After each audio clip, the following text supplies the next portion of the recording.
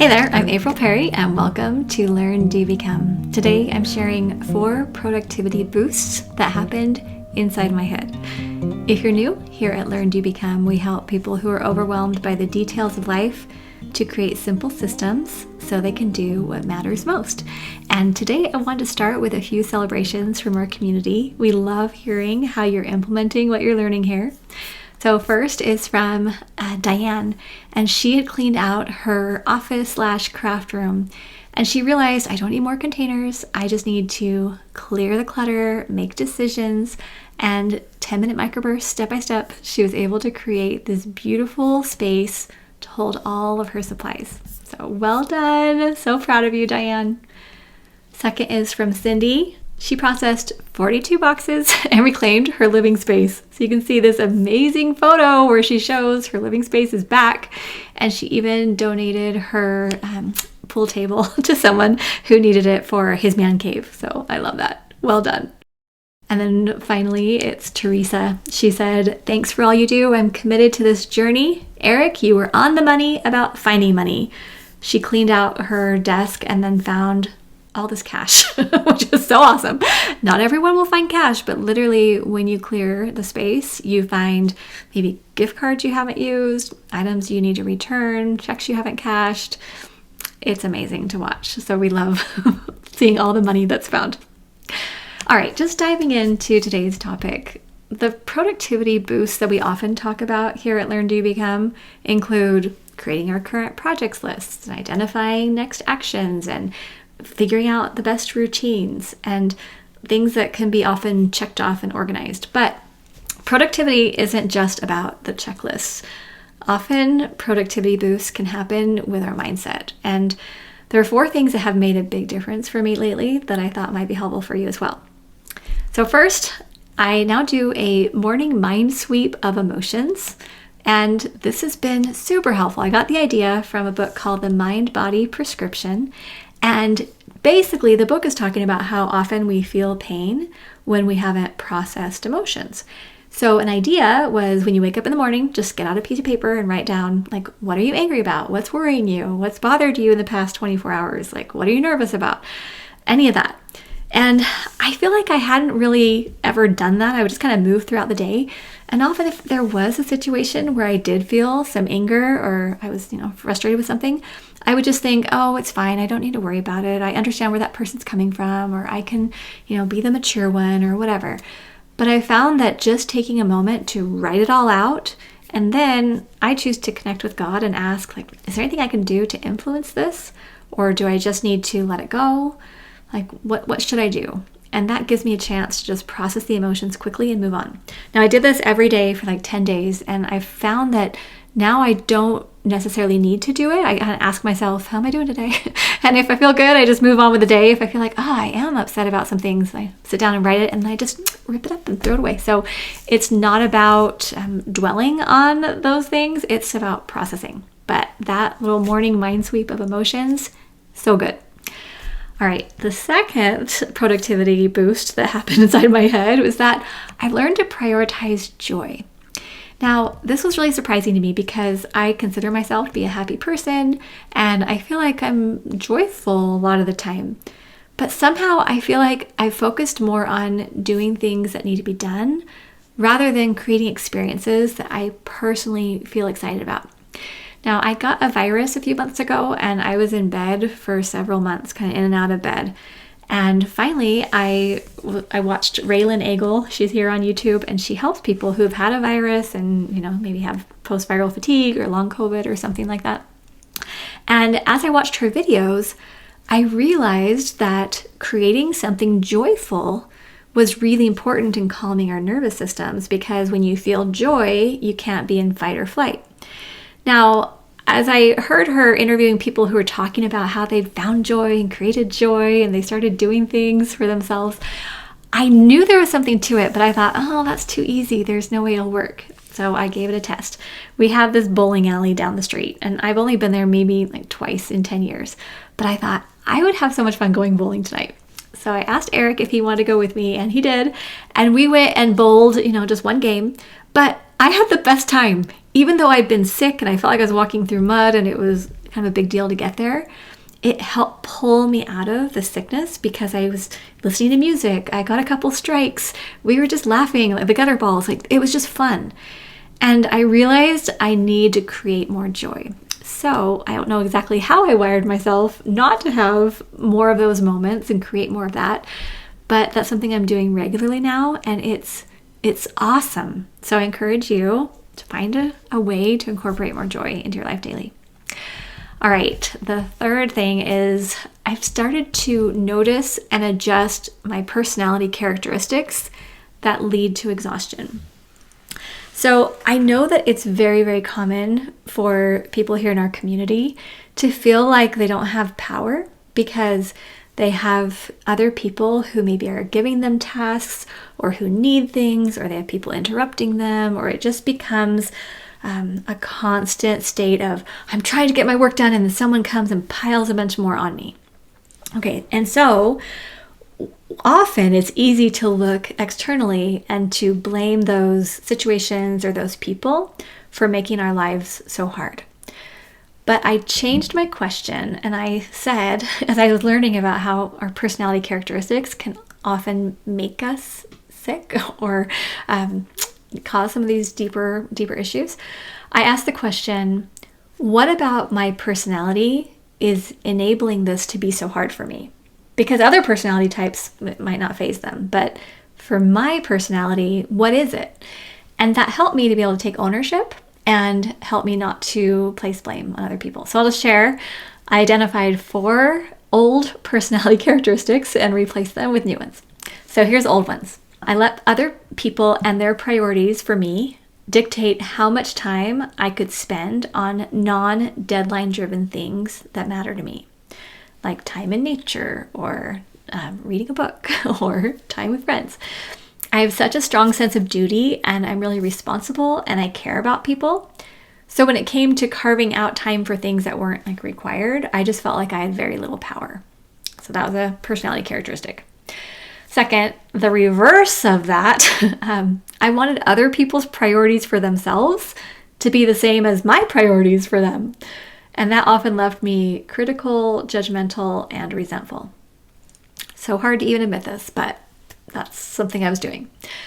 Next, I stepped in to make things better for people, even when it was going to hurt my health. So if someone else's priorities were not the same as what I thought they should be, I would step in to improve things for them. And this caused so much extra pressure on me, but I felt it was for a good purpose because I was helping people thrive. But really, are you helping people thrive if you're doing everything for them? Like, no. And then finally, when I did all the work on something that someone else didn't prioritize, even though I thought they should, then I would feel sad that they couldn't be trusted. And I would convince myself I had to be the martyr because I care the most about being responsible. Now, I don't know if you're like me. You might be thinking, you are absolutely crazy. I would never do any of those things. And maybe you have a totally different personality and you don't struggle with that. But I'm guessing if you're human, there are some personality characteristics you have that you do struggle with, that do create maybe contention or stress or something in your life. So those are my 4 old ones. Here are my 4 new personality adjustments. My change in beliefs. What I do with my time and energy is between me and my higher power. I don't look to others to tell me what I have to do or what pace I have to set or what boundaries exist around my stewardships. Next, I respect other people's choices. And if our goals align, we can work on things together. And if our goals don't align, I can clearly communicate with them and we can figure out the best way to move forward. But I'm no longer trying to do things for people or resent people and push them in my direction. Next, I prioritize my health above making things better for others. I move at a doable pace, engaged in good causes, but I don't overextend or take responsibility for others' joy. This is a hard one because I feel like, a good person will make themselves sick to help other people. But now I'm learning someone who wants to help other people needs to do it in a sustainable way so they don't burn out. Which, that probably sounds obvious. Okay, and then finally, I work on things that I want to work on, and I prioritize self-care over martyrdom. If I feel impressed to do so, I will temporarily sacrifice my needs to care for others, but I will then build in time to replenish. So I don't want it to sound like, oh, if someone really needs something, I'm just going to be over here having self-care. But it's this balance, because for people who are either caregivers, like maybe you're a parent or you're taking care of your parents, or you're in a support role at work or in home and family or in the community, and if you're compassionate, which I find most of the people who come here to learn to become are really responsible, they're really compassionate, they have big hearts, and they are willing to put others' needs before their own. Like, there's beautiful things about that. But I've just found I have to have healthy boundaries in order for this to be sustainable. Otherwise, I end up laying in bed for months. So, okay, those are the first three. Last one, the fourth, that's a productivity boost that happened inside my head, is now I acknowledge that becomers keep learning. So I didn't want to feel shame around this, because sometimes I think, I've been online for 20 years teaching productivity and all this. Like, why did I not know this? Why am I learning about joy and all these boundaries and all this stuff now? But we actually have a podcast here at Learn Do Become. It's episode 170, and we talk about the difference between an achiever and a becomer. So achiever is something we hear all the time. I grew up like, oh, I want to be a high achiever. I want to achieve things, get rewards, and win all the points or whatever. But achiever often drives us in a direction that's not very healthy. So instead, we emphasize being a becomer. Achievers want to win the race, and becomers want to be refined. Achievers seek admiration. Becomers seek to be an instrument for good. When you're an achiever, it leaves you feeling like you're never enough. When you're a becomer, it keeps you feeling content. Being an achiever feeds the ego. Being a becomer releases the ego. And we have a whole list of more things like that, if that's helpful for you. But reminding me that it's okay that I'm still learning. It's actually great that I'm still learning, because that means I'm a becomer and life is still giving me lessons that will benefit me is awesome. I also went back, there was a podcast I recorded back in 2022, and it was called 7 Rules I Need to Replace. And I reviewed what I was struggling with then, things like, oh, if there is, like, I can always handle one more thing, or if there's an opportunity, I have to go take it, or replenishment can wait until life calms down. I was reading through these things that I had written and realized I actually don't struggle with those things anymore. Like, I'm actually, those ones, the way I was struggling, I've overcome that, and I've made great changes. And that gave me hope, because I was thinking, okay, so right now I'm identifying things that I need to change and I'm trying to do differently. And that's great. I can do that. And this growth just feels so good. So I'm sure you notice the same kinds of things in your life. When you actually sit down and you think about what you struggled with years ago, or even a few weeks ago, or even yesterday, you can see where you've become more patient or more courageous or more empathetic. That growth gives us a chance to celebrate. I know it's easy to be a perfectionist. It feels so good to be a perfectionist in many ways. But when you realize how limited the benefits of perfectionism are, and when we can recognize that being able to acknowledge our weaknesses and work with them and then grow from there, it's great. And I'm just really, really grateful. I didn't love being sick and going through all the things I went through, but I'm so grateful for these productivity boosts or these life changes that happen inside my head, because now I genuinely am waking up more excited and going to bed more content, because I'm more at peace and I'm creating a life that really is sustainable. So I hope that's helpful for you. Okay, I'm going to close with a few more celebrations from our community. First one is from Melissa. She made this awesome current projects list. She's so excited because it's functional and it's cute, and she used items she already had. And it organizes her projects based on projects that are for her family, and then beyond, which is volunteer or paid work. Having your projects right in front of you so you know what your focus is and you're not overextending, it's so awesome. So way to go, Melissa. So proud of you. Next one is from Carrie. She shared that she cleared her office and creative space and built a command central. Now, when you look at the two pictures, the first picture, the before picture, is actually really lovely, but you could just tell there's some piles and it just didn't have order, and things were in specific places so that Carrie could find them. And then you look in the next one and the command central's there on the desk, and you just can see, okay, now we have specific places for things like support materials, for the items that are waiting, for the things that you need to review at a specific date, all of that. So building a system feels so good. Way to go, Carrie.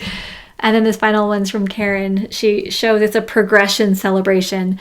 So the first picture was the before, and it was just the piles and the stuff. The second picture shows how she'd organized it and cleared it and just kept what she wanted there. And then she had a space ready to build her command central. And then she finally built her command central, her system. And this whole thing took her, close to a year. She was just moving at a pace that worked for her. But then she's so excited because she got it done. So well done. Okay, I'm so grateful that you're here with us. Thank you so much for the good that you're doing in your own life and in your families and communities.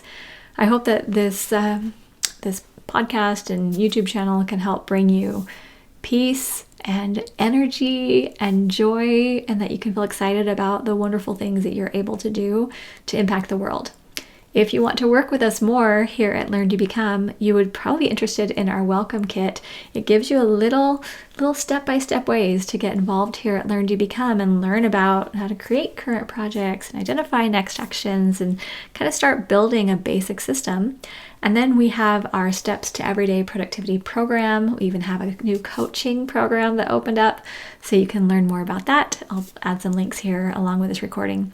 And then we have our Arise membership. We actually did our Arise call this morning with our community. It is so fun, where we have an amazing group of people who come together where, yes, we want to be organized and productive and care about our families and do all the good things, but we want to do it in a way that really honors self-care and leaves us feeling happier, more joyful, and more connected every month. And that's just been amazing. So we'd love to see you inside of STEP or Arise, or even just here at the Learn to Become community. We're so grateful for you, and we hope that we can help you to be able to create systems that will enable you to do what matters most.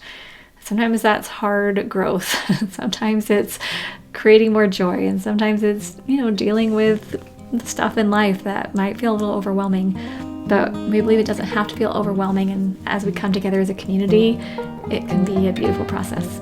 So, okay, we'll see you soon. Thanks for being with us at learntobecome.com.